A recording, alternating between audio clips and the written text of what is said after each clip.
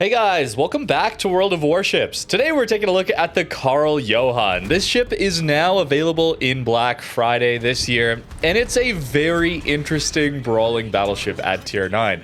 A lot of times we see brawling battleships focused on secondaries, or maybe even just really powerful main guns. But in this case, we get immense torpedo power. So if you're looking for a unique playstyle, if you like pushing in, brawling, but you don't want to necessarily use secondaries all the time, it's pretty fun to run in with all this torpedo power. You get great armor, your concealment is actually very good as well, allowing you to pick your engagements, which is really nice for a brawling battleship these days, as it's hard to time things correctly. Here, I went in a little too early, but we still got ourselves a fun little brawl in the middle of the map. But having that nice 10.6 kilometer concealment is incredible for this tier 9 battleship. These torpedoes may not do a ton of damage at only 10,700 alpha damage, but they go 13.5 kilometers and have an 86 knot base travel speed, alongside an 86 second reload at base. So you can spam out a ton of torpedoes. It also allows you to stealth torps, so a very different playstyle from basically any battleship in the entire game, which is a reason to get it. Unique playstyles at this point, I think, are reasons to consider a ship like this one. There are plenty of brawling battleships that you can play in the tech tree. If you're thinking about torpedoes, think about something like the Schlieffen line, okay? More focused on the Torps with better armor, better concealment, less focused on the secondaries. If you've played Schlieffen line, that should give you some idea of what this thing's capable of. Fortunately, we do have a Hydro, allows us to push in very easily and not eat certainly too many torpedoes. Not that the maneuverability is amazing, but with a Hydro, you should be able to dodge a lot of the incoming fire.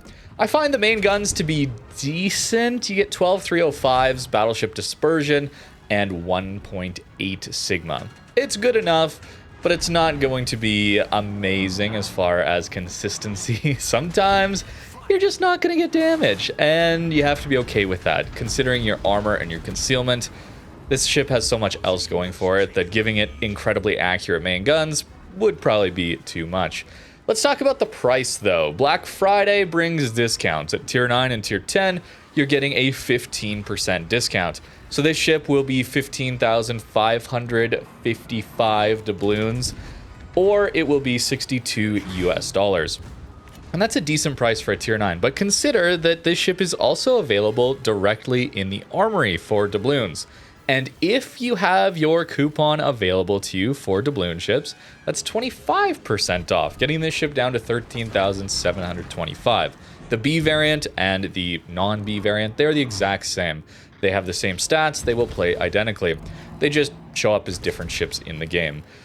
And because of that, maybe it's better to hold off and wait for that coupon to come back. Comes back every 6 months, I believe. You'd get a little bit more discount on Karl Johan. This is something that I am realizing this year in particular that I should have realized in the past. But if a ship, a tier 9 and a tier 10 ship is available for doubloon purchase in the Armory, that coupon will just give you a better discount than Black Friday will, because it's only 15% at Black Friday for these high tier ships.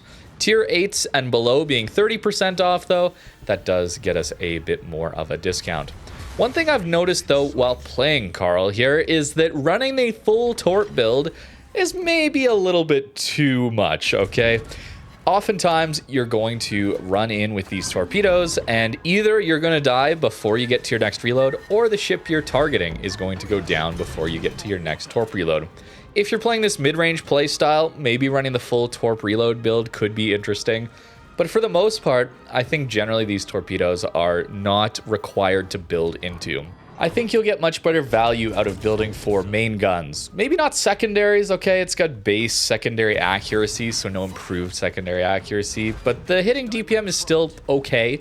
Most importantly, though, the fire chance is very high, so you should be getting a lot of secondary fires from these secondaries, at least at closer ranges. You can get them out to 10.5 kilometers. In this one, I am running the secondary build plus running for torpedo reload. Just trying to run in and have some fun, and I had a good time with that. Playing for the main guns allows you to be more effective, though, in the vast majority of games. Tier 9, I have to mention, has one of the worst matchmakers these days. Most of the time, you'll find yourself up-tiered into at least tier 10 games, if not super ship games. Against your own tier, this ship is absolutely incredible. Against down tiers, certainly as well. But as soon as we get into those tier 10 and super ship games, suddenly it's very hard to get in range to make this ship work. Even with 13.5 kilometer torp range, typically you're going to be pushed up far more than the rest of your team will in those up tiers, and that'll get you singled out. And while the armor here is quite solid, we'll go over that at the end of the video, of course, along with the build, it's still not going to be enough to tank in the vast majority of those up tiers. So it's worth considering playing a little bit more passive mid-range for the main guns and choosing when to push. And that's where having a bit more of a main gun build can supplement that playstyle a little bit better. Here I'm running main gun accuracy as well as main gun reload, and we're still going to get decent value out of these torpedoes. It's not like they reload slowly by any means, and the secondaries, if you're running a hybrid build, can still get out to 9.2. Considering a concealment of 10.6, it's still quite easy to get in range to use these secondaries and torpedoes when the timing is right. That's the key here, and I think that's why this ship is going to work out a little better with a hybrid build rather than going all out for torps or secondaries, at least in random battles. A ship like this one will certainly shine a lot better in things like ranked or brawls, anything you can get closer range more consistently. Those long-range torpedoes are absolutely excellent to throw into caps early on. It's not very often I get a dev strike like that, but it can happen from time to time, and it is really satisfying. What isn't satisfying, though, is 5 torp protection hits on that Hawk, and then him doing 15k into us. Oh my goodness. Didn't take Citadels, fortunately, but the armor profile on this ship, it lends itself to a lot of full pens, I noticed. Considering our main guns have firing angles of 35 degrees forward and backwards, we're giving enough broadside to take some of those full pens, which is why I actually enjoyed running rudder mod on this ship, not propulsion mod. We'll talk about that more. We'll look at that build a little bit later, but it allows me to swing out and fire my guns and then angle again. As soon as we're angled, we are a very, very tanky ship, as well as turning faster to use these torpedoes. The torps also don't have the best firing angles, 39 degrees forward, 40 degrees backwards, so you're going to be swinging out to get them active. If you're running the full build of torps, even if you're not, they reload so quickly that you can kind of do a spin to win on your flank, a bit like a Venom. It's like the Battleship version of a Venom, almost. Maybe if you're interested in torp boats and you're not as big a fan of battleships, this could be one to look at as well, because the torps are legitimately really interesting to play with.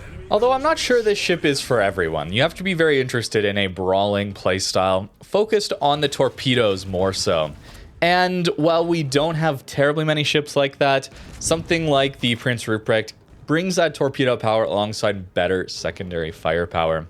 We also get the Njord, if you remember that ship from the dockyard last Christmas. Maybe that was 2 Christmases ago. But that ship plays very, very similarly. Also has the fast torpedoes, go a little bit further range. That one gets larger caliber guns with much worse secondaries, though, on that thing. They play so similarly, though, Karl, Johan, and Njord, that if you have one, you really didn't need to get the other one. If you're interested in this playstyle and you missed out on your dockyard, you could look at getting a Karl Johan and feel like you got the playstyle pretty much the same. Unfortunately, you don't have the main guns on the Njord, which are much more consistent. We're going to get another broadside hit on this Hawk for 6 torp protections.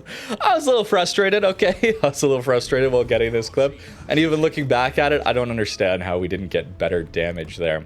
But that's only the second time that he's gone flat broadside to me. As we know, you can't go broadside to PQ 3 times and get away with it, right? Surely? Well, here we go with the torpedoes into this curve first.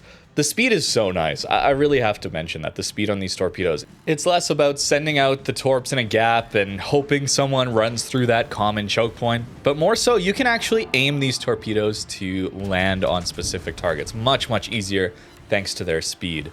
With other torpedoes in this game, certainly, we've mentioned the Ruprecht torpedoes. They're so slow at 50 knots that you kind of just toss them into a channel and then hope somebody ends up there. Or you save them for very close range scenarios. Not so with Karl. I should also mention that the change to modules recently, he's going broadside again, bro. 3rd time is the charm. He smashes us. Okay, surely at 5 kilometers. You'll have to forgive me for having this as our last game. I just didn't want to play too much more after this one. I think you can probably see why. Usually, it's going to perform so much better than this, okay? That's why I'm not harping on these guns too much. I think we just got uniquely unlucky here. Every other time I've played Karl, the guns have performed more consistently in these closer ranges, and certainly shooting HE is still very good at longer ranges, 51 millimeters of pen. The fire chance isn't amazing, but you still get 12 guns on a pretty quick reload. But back to this module damage change and removing permanently destroyed modules recently. It has been absolutely incredible for any of these battleships that have torpedoes on them. Usually, it seems like the Torps are just sitting out in the open on the deck armor. And that led to permanently destroyed Torps a lot of the time, which felt horrible if your ship's main gimmick was that it had torpedoes, and suddenly they just get blasted off your ship permanently for the rest of the game. Now, you don't have to worry about that. So playing Karl, playing Njord, playing things like Ruprecht, it's so much more comfortable these days. Even if they get knocked out temporarily, you'll know they're coming back, which is so, so nice. It's a massive quality of life improvement that makes something like Karl much more consistent to play, much less frustrating to play. And I think that's really important because especially if you have this for its unique gimmick of the fast reloading Torps, brawling Torp build, and you fully build for that because if you have a lot of ships, that's probably why you're playing this thing. And then the Torps got permanently destroyed. It was really tilting. So really glad that Wargaming changed that for this ship. And I think I've actually got a little more time than I thought today. So let's play a live battle, as positioning is so important for a ship like this one, especially if you're trying to get the most out of it in random battles. We're going to try and swing around as much as we can to use the Torps early on. Our concealment here, I mean, look at this, how good this is for a battleship. It's kind of insane. At least it's not the nuts overmatching guns, like something like Incomparable is very, very difficult for some of these cruisers to deal with. But it's pretty cool to have a battleship focused more on Torps like this. Okay, so we have some pretty scary ships on the enemy team here. Shima in particular could be very difficult for us. And we get a decent hit on the submarine. So that's going to pop his damage control more than likely. And then I want to do a follow-up. Maybe that's going to get us the flooding. And wow, our Cleveland, we just need to comp him instantly. Playing in a full up tier. And instantly makes his presence known. Alright, so the Torps are here. We get the splash damage, and that should get us the... Oh, am I getting hit by these torpedoes, unfortunately? That should get us the oil slick, and a decent start to this battle. Maybe I shouldn't have shot, actually, because I'm debating actually turning in here. And we do get the submarine. Wow, what a great start. A bit of a misplay here to be this broadside. Yeah, guarantees a lot of full pens with this armor profile. But we'll take it. We'll take it. And we should go dark here. We do. Nice. And at this point, we've pretty much done all we can here outside of farming a Pommern down. Which, you know, we can do, but I would rather actually push towards the middle of the map here. Yeah, we actually have the Brandenburg pushing middle, as we can see there. So let's just shoot some HE and then try and help out over there next. Double fire. Yeah, 29% shouldn't be getting us this level of... That was a lucky salvo, all right? That was a very, very lucky salvo. Having our rudder a little quicker is nice to avoid some of this damage. And look, we can just go dark in between our salvos if we want to. So, so handy. It's really, really good. Shoot some more HE, and if he goes broadside, then we'll go back to the armor piercing. Hitting towards the stern section. Shatters, unfortunately. Brandenburg might end up playing there, so we'll send the torpedoes. The distance is so convenient, man. I gotta say, it's a very different play style compared to most of these brawling battleships, right? But I really enjoy having a different experience thanks to these torpedoes. Okay, good. We get the Pommern. And at this point, it's just dealing with the Brandenburg. He's so angled that I probably should shoot HE. You notice I'm swapping a lot? That's where taking gun feeder is really, really good. But we don't have the secondary range when I am building for main guns like this. The reason I'm not building for secondaries is that they're not amazing at those really long ranges, thanks to their accuracy being standard secondary accuracy. They're still decent at closer ranges, but at that 10.5 kilometers range, they just tend to miss a lot. So I value the main gun accuracy a little bit more in this case. We're also a pretty quick ship at 32 knots here. I notice it slows down a ton when I turn, but if you just stay in a straight line, it's going to get you across the map reasonably quickly. Okay, Hindenburg showing up. This is where I don't trust these guns a ton at these ranges, but we'll see. 305s can do something. A lot of those Torp protection hits again. That's too bad. Should probably worry about the sub as well. Yeah, he did push. So those preemptive torpedoes could look very nice.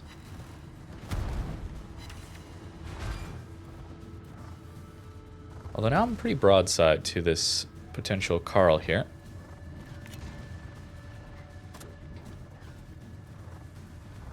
Don't want to overpush right now. And looks like we get one. Lovely.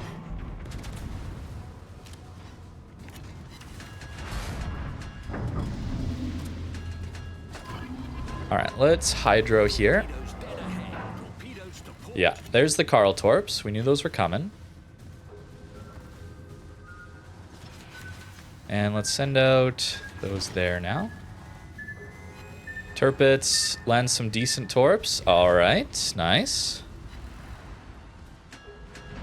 The best defense against Torps, of course, is an island. Looks like he's got his hydro up. That is all good. And our Torps load so quickly, right? Got like 50 seconds to wait here. Should be on the HE also. I mean, we should use a heal early. You know, not getting full value out of every heal is, I think, fine. See, and for these closer range engagements, it's good to have the secondary power.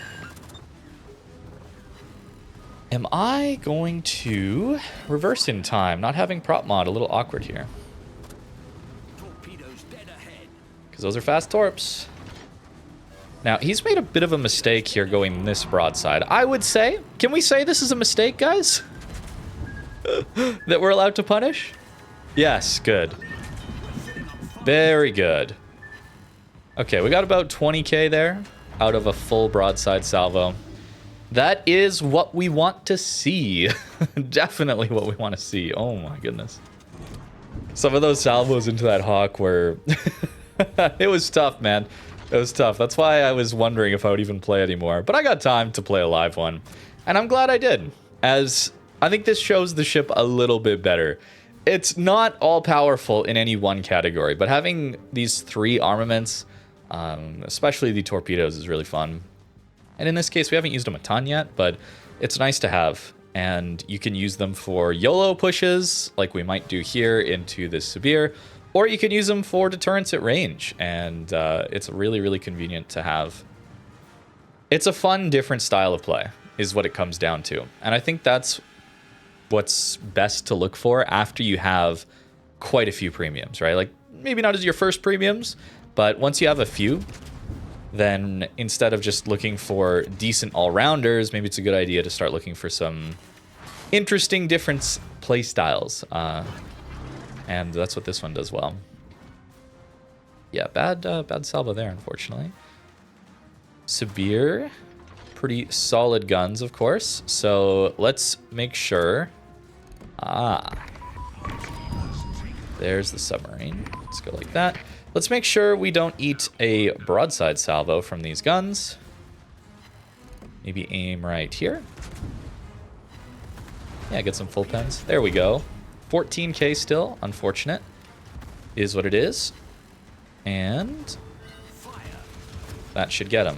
Main guns might get him here as well. Okay, so we didn't need the We didn't need the Torps, but you get the idea, okay? You get the concept. Should be difficult for him to land Torps on me, at least right now. And then we should have our Hydro up by the time we pop around this island. Very crucial to have that.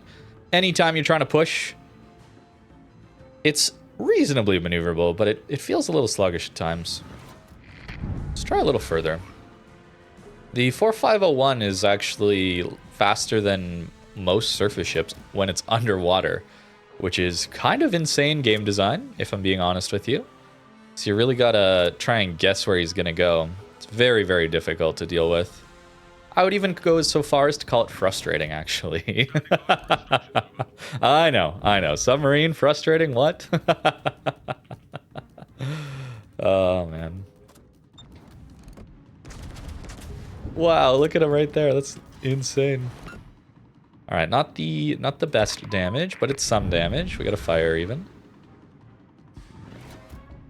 I think our Monty gets him with his ASWs. Finally. Okay. Maybe we get him before the game ends. All right, he actually does go down. Good. 161, and we got a tier 10 game. No carrier. I mean, the AA here is decent. Very good, in fact. Not enough to really deal with carriers, but it's okay-ish, I guess I could say. But still, a very nice game. Wow, our Cleveland did really, really well. And we got some damage out of our secondaries, but not a ton. We're not fully building for them. Torps, I just didn't land very many Torps this game, but I got some decent examples earlier for you guys. As for the build here, this is what I ended up running. A hybrid build, a little bit less focused on the heals. Maybe that hurts me in the long run, but for most games, I am picking my timing to push. So using our concealment, and because of that, I'm not taking extended duration fights very often. So getting to that 5th heal doesn't happen terribly often for me, which is why I'm running this build. It seemed to work reasonably well. And as far as equipment goes, hybrid build, main gun build seemed to work a little more consistently. However, if you want to, you can run the full Torp meme build, and that gets your Torp reload down to like 73 seconds, which is very fun in its own right too. The armor here, 32mm deck armor, so a little more vulnerable to HE at longer ranges, but remember, your concealment is so good that most of the time you can decide to engage or disengage at those longer ranges. At closer range, you kind of get this older, lower tier style armor where you have really solid upper belt armor. And this is going to mean you shatter basically all the HE in the entire game, as well as a lot of sap shells like Columbo won't be able to do much to this. It'll smash this, but maybe not here. And a bit of Icebreaker here as well is quite convenient. As for your Citadel, it is kind of waterline-ish, a little below waterline. Really, it's plunging fire, and that's range. You can decide to fight at those ranges or not, which is really, really convenient. That's why the concealment is so important here, and that's why I'm kind of bringing it up a lot. The ship needs to use its concealment to pick the right engagements. Otherwise, it can go down rather quickly. But that's going to do it for today's video on Karl Johan. Karl Johan B, I guess, more specifically, now that it's available in Black Friday. Let me know what you think in the comments down below. Thank you very much for watching, and have a great rest of your day.